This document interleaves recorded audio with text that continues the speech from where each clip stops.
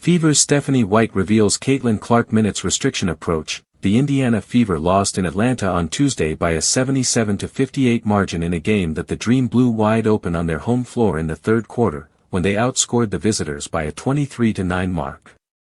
That turned a 33-33 halftime tie into a runaway for Atlanta. It was the Fever's fifth straight game without star guard Caitlin Clark, who injured her quad back on May 24 in a loss to the Liberty.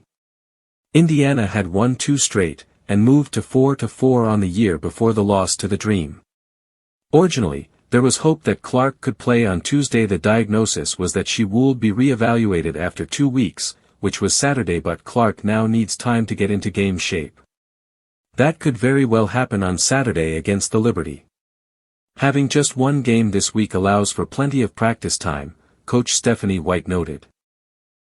She has been doing some on-the-court workouts, and she got into a little bit of practice yesterday, in a controlled environment, White said.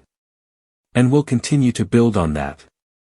Getting workouts outside of practice is one thing, but getting into game flow, rhythm, timing, movement patterns, getting up and down the floor, is a very different thing.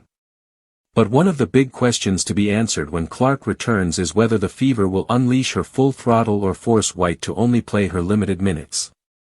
That's a tough situation for a coach, but White said she won't be making that call herself.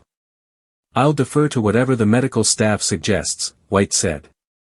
Clark plays 35.0 minutes per game, which ranks 5th in the WNBA.